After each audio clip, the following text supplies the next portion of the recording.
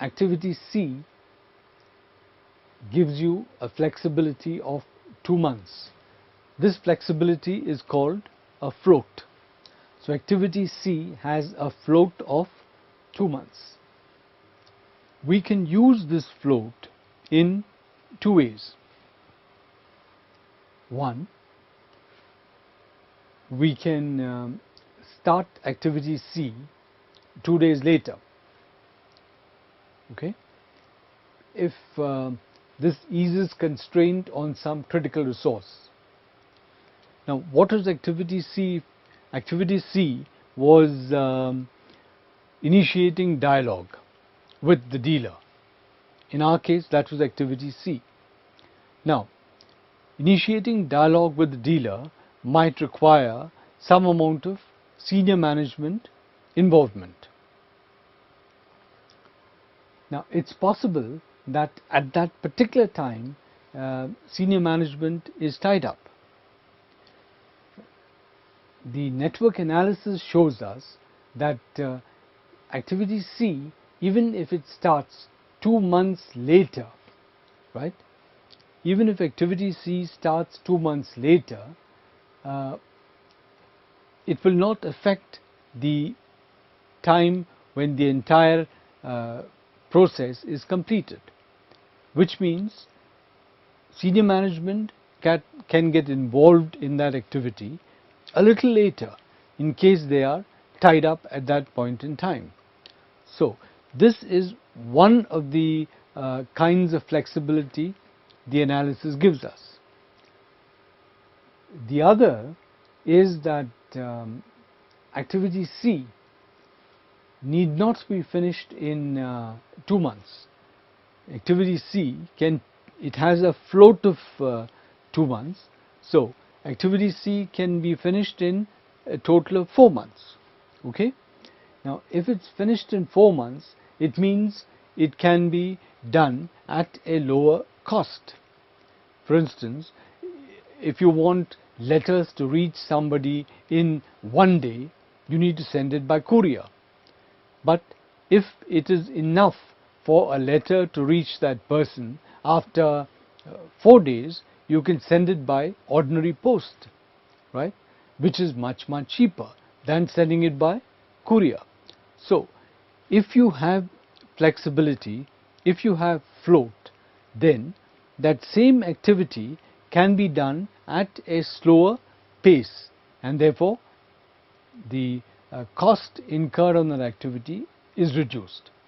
So this is another information that network analysis gives us.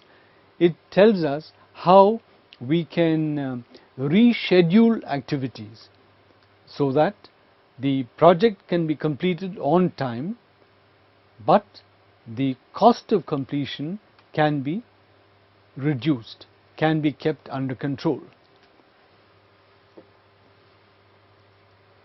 This brings us to the final point in this particular session, and this is the issue of activity crashing.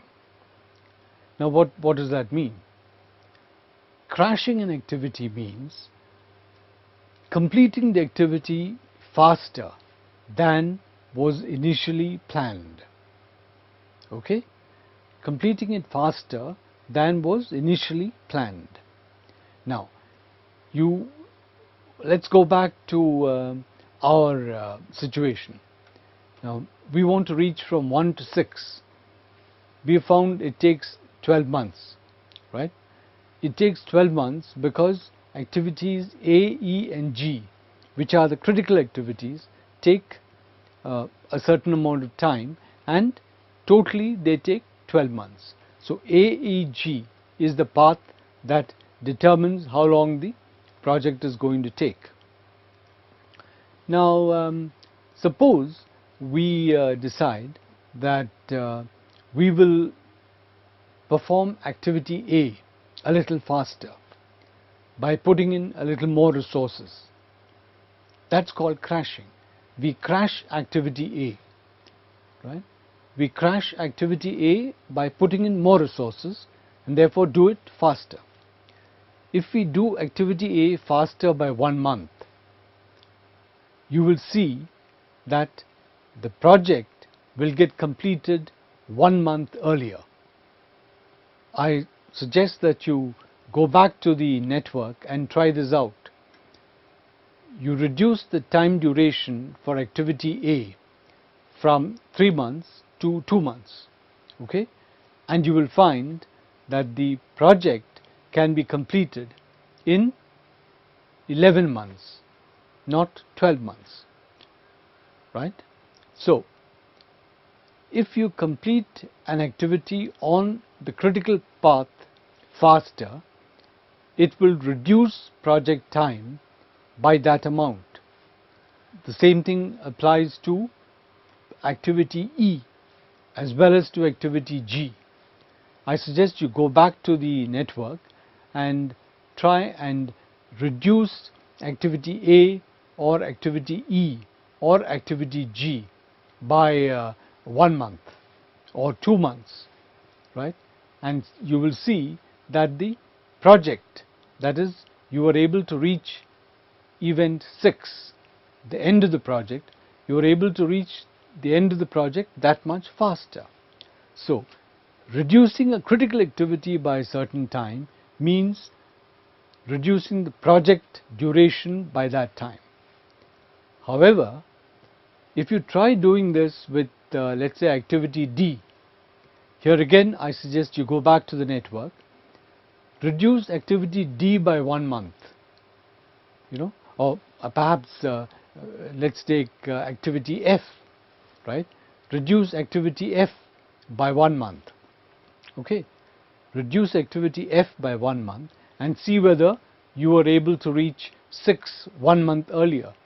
You will find that there is no difference. You reach 6 only after 12 months. So it's only when you reduce activities on the critical path that you shorten the duration of the project. Right. So what we have done in this session is to apply the techniques of network analysis to strategy implementation and show you what is the kind of flexibility in strategy implementation that is brought in by using these techniques. Thank you.